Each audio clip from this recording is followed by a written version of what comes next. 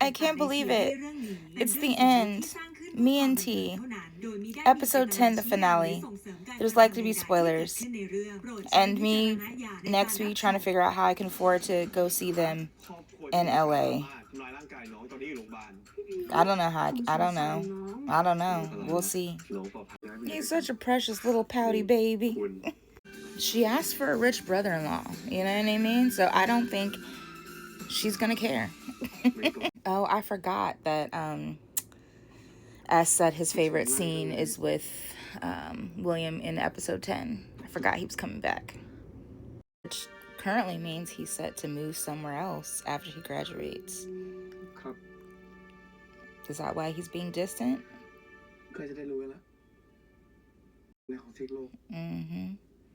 Which side of the country world I'll be moving to? In other words, he's planning a grand proposal. Yeah. She's trying to get his finger size.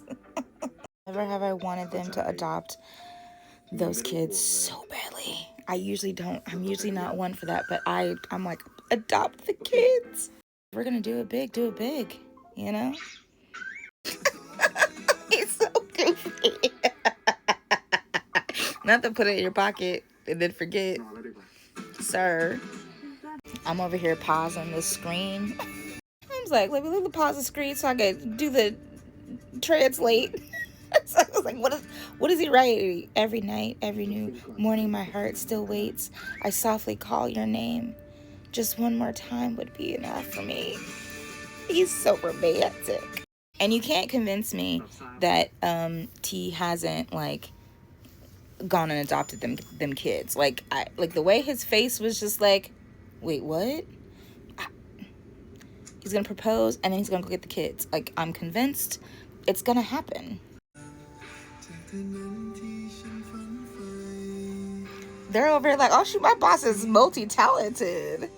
And you know what? I actually really love this. Because it is grand, but it's not public in a way that you would think that he would do it. You know what I mean? Like, it is grand, but it is in this like very special moment. And he's got the people who are close to him here with him. Like, it actually really fits both the growth of T and sort of who Peach is. I'll buy the Atlantic and the whole Pacific. Yes, he would.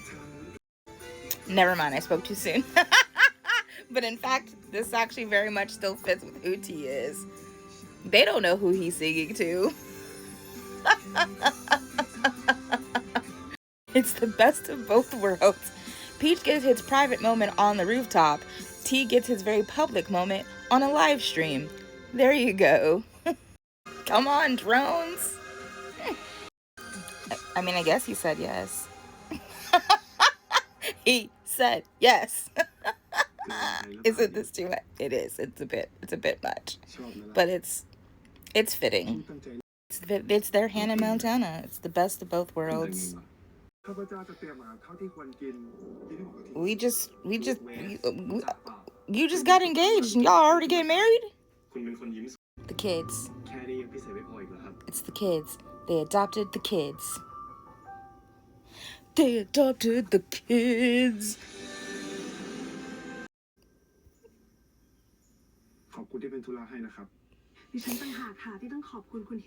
Yeah. Yes. And they'll take care of the orphanage. I love it. I love so much about this. Even their outfits, because I love that they're just like, who they are is who they are, even when they get married. He put in all this work behind the scenes. Look at his parents, his proud parents.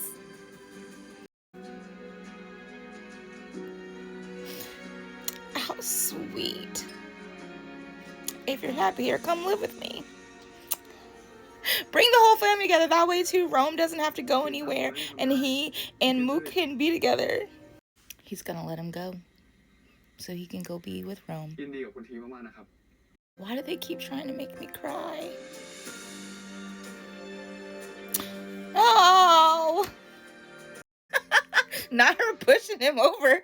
Listen, I love it. We all gotta work together to make everybody happy, okay? Everybody gets to be happy. Okay, but where's Parker? Where's the dog? Where is he?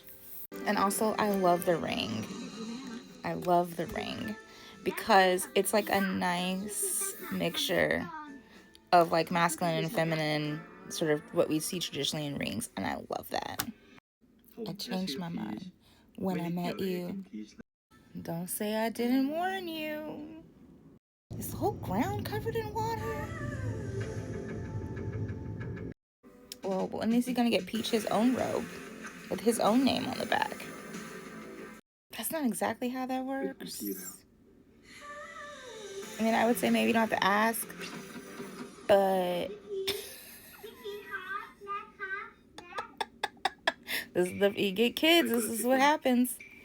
But so while you maybe don't have, you may ask, but but no still means no, even in marriage though. Let's just remember that. Ah, yes, the classic red and blue. Yes, I love it. A beautiful, beautiful ending. Oh, I do think it's interesting though. The contract, this just reminded me too that you have this show where he is using AI.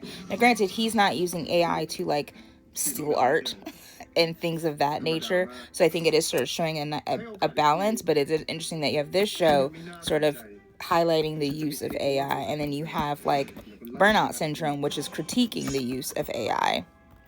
And so and they're both, obviously produced and directed by completely different people, written by completely different people. But I do think it's interesting that the same company would have shows talking about AI in two different ways.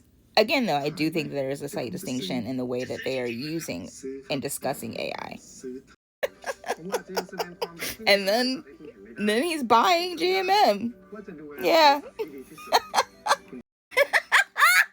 I'm sorry, GMM TV.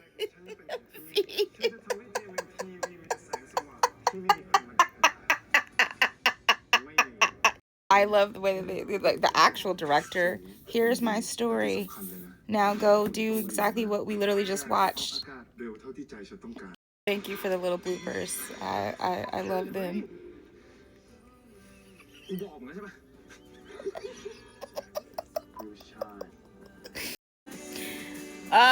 This has been so much fun. I've said it probably every other episode going into the show. I don't know what I was expecting, what expectations I might have had. And there was a few things that, like, particularly as I mentioned in last week's episode, that I felt like we probably could have done them differently, or we didn't have to do them at all.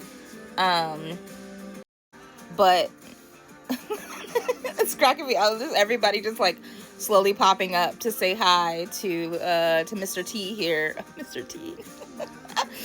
Kun T, or PT in this context. No, what is CEO? What do they say for someone who's CEO? I don't know. When and then on and like, what's this, like the F4 cast? Oh no, Force is right there. Even the logo at the end, GMM TV. But honestly, there were so many layers within the show, and a lot of, the search for sort of normalcy, the relationship with the family, and just like it was pure in the best way. And it was, I really can't talk enough about this, but this is already 9 minutes long, so I'm going to stop talking, but I will probably be making another video.